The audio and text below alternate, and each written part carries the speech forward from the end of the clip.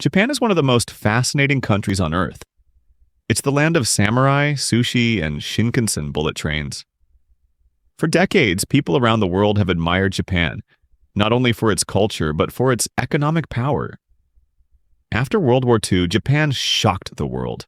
From ruins and ashes, it rose to become the second largest economy in the world by the 1980s.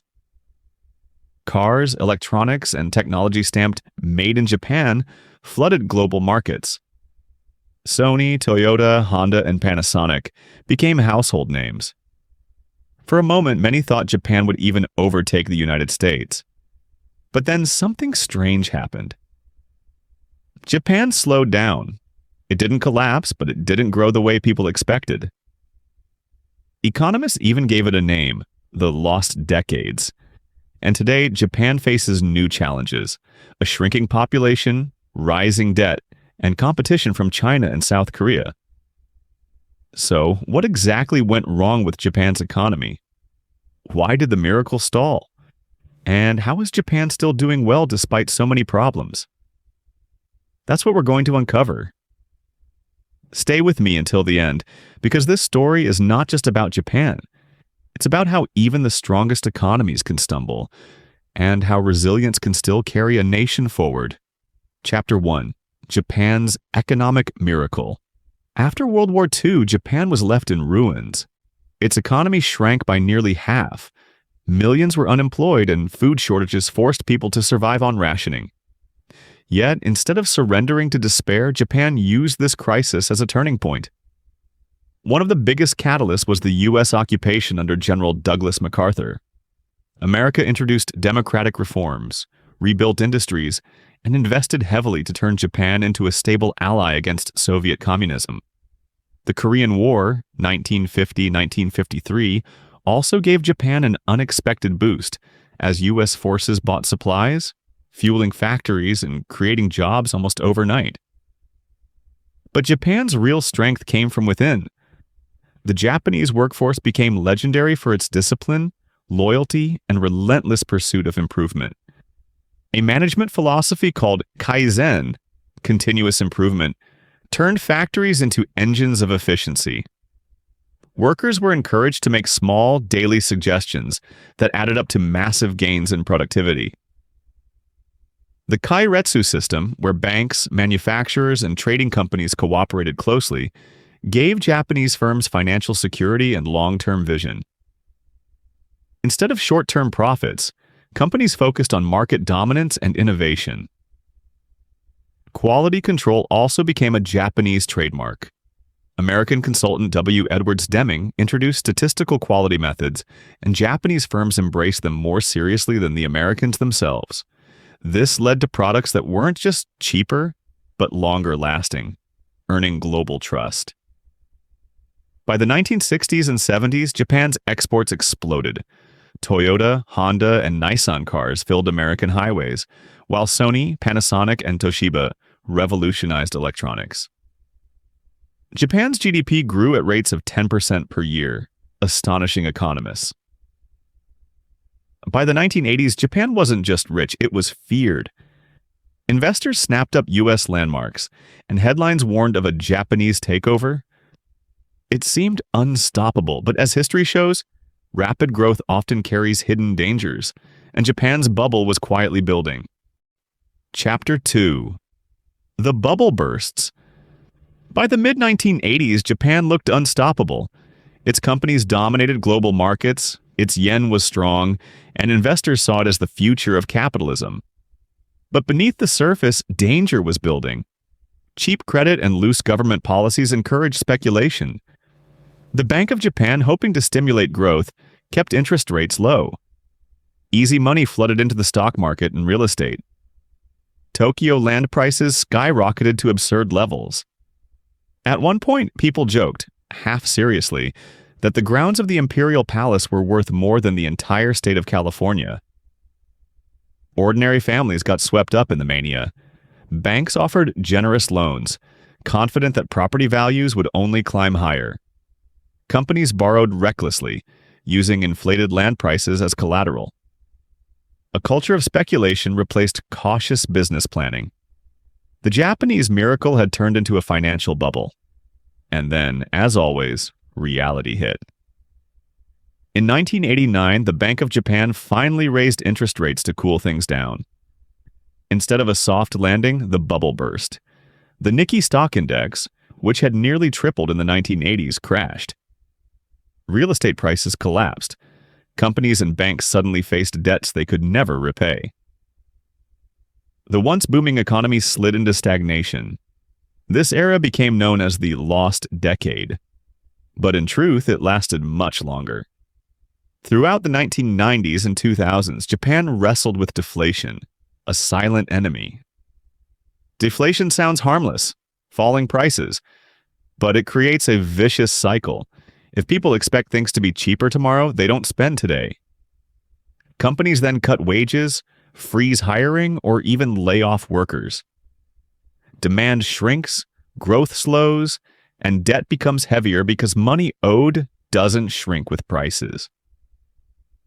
The government tried everything, slashing interest rates to nearly zero, launching massive public works projects, even experimenting with quantitative easing long before the US and Europe adopted it. Yet recovery was painfully slow. Japan never returned to the breakneck growth of its miracle years. Instead, it settled into a strange balance. Wealthy and stable, but stagnant. The world had witnessed the rise of Japan, and now it was witnessing its long struggle to avoid decline. Chapter 3: The Population Crisis. Perhaps the single greatest challenge to Japan's economy today isn't technology, trade wars, or even debt. It's demographics. In simple terms, Japan is running out of people. The numbers are startling.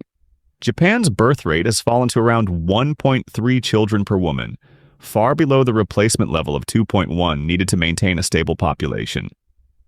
Each year, more Japanese die than are born. In fact, some towns now record more funerals than births. Schools close because there aren't enough children. Villages are left with rows of empty houses, quietly reclaimed by nature. At the same time, Japan has the highest life expectancy in the world, an impressive achievement, but one with economic consequences. Nearly 30% of the population is over 65, making Japan the oldest major society on Earth. Picture a pyramid turned upside down, fewer young workers supporting more retirees. This creates a heavy burden. With fewer people working and paying taxes, government revenue shrinks. Yet spending on healthcare, pensions, and elderly care keeps rising. Economists describe it as carrying a heavy backpack while trying to climb a mountain. You can keep moving, but every step gets harder. Projections are sobering. Japan's population, now about 104 million, could fall below 100 million by 2050. That's like losing the entire population of Tokyo, Osaka, and several other major cities combined. Why not solve it with immigration as countries like the US or Canada do? The answer lies in Japan's cultural and political DNA. Japan prizes its homogeneity and social harmony. While it does accept some foreign workers, it has resisted large-scale immigration, fearing it would disrupt social cohesion. As a result, Japan is forced to innovate its way out of the crisis. Robotics, automation, and AI are being deployed not just in factories but in nursing homes, farms, and even convenience stores. Robots serve ramen. Exoskeletons help elderly farmers lift heavy loads, and AI assists doctors with shortages in medical staff. Still, machines can only do so much. Without people, young, energetic, tax-paying people, Japan faces a slow but relentless squeeze on its economy. The population crisis is not just a challenge. For Japan, it may be the defining issue of the 21st century. Chapter 4: The Debt Mountain. If Japan's shrinking population is a slow squeeze, its debt crisis is a ticking time bomb.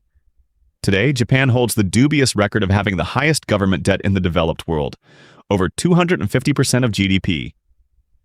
Imagine making $1,000 a month, but owing $2,500. That's Japan's situation on a national scale. How did it get here? The roots go back to the bursting of the bubble in the early 1990s. To soften the crash, the Japanese government launched wave after wave of stimulus spending, paving roads, building bridges, and funding endless public works projects. These were meant to create jobs and pump money back into the economy. On top of that, Japan's aging society drove costs higher. More retirees meant bigger pension payouts. More elderly citizens meant higher healthcare spending. Instead of shrinking budgets, Japan kept expanding them.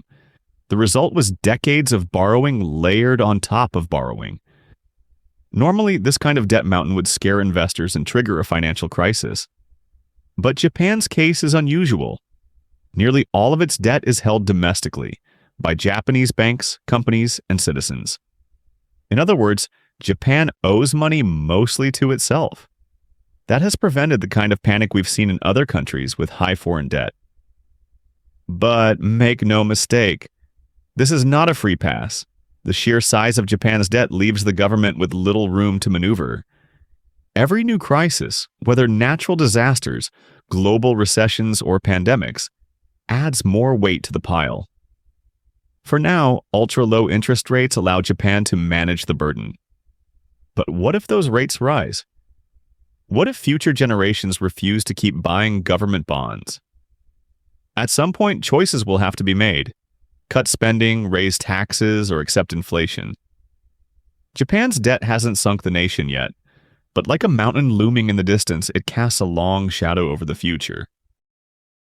Chapter 5. The China Challenge. For decades, Japan stood tall as Asia's economic giant. From the 1960s through the 1990s, it was the region's role model, the first Asian nation to rival the West in technology, exports, and innovation. But in the 2000s, a new player stormed onto the stage. China. When China began opening its markets in the late 1970s under Deng Xiaoping, few imagined how fast it would grow.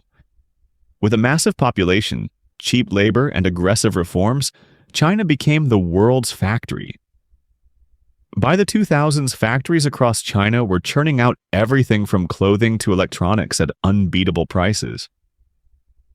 In 2010, history was made. China officially overtook Japan as the world's second-largest economy.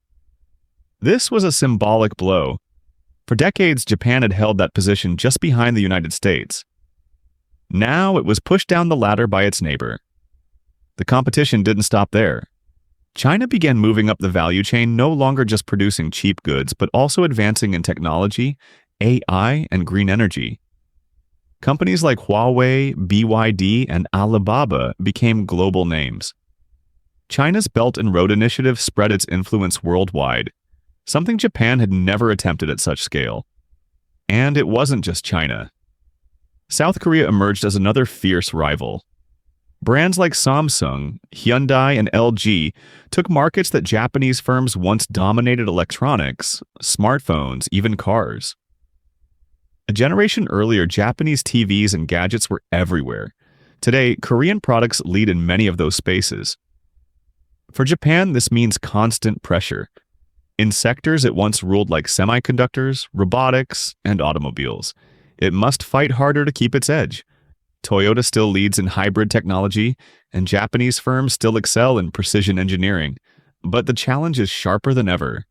The rise of China and South Korea doesn't mean Japan has failed.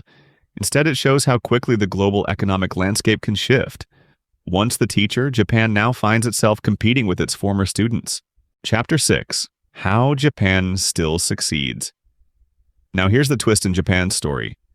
Despite all its struggles, stagnant growth, an aging society, and mountains of debt, Japan remains one of the richest, safest, and most admired countries in the world.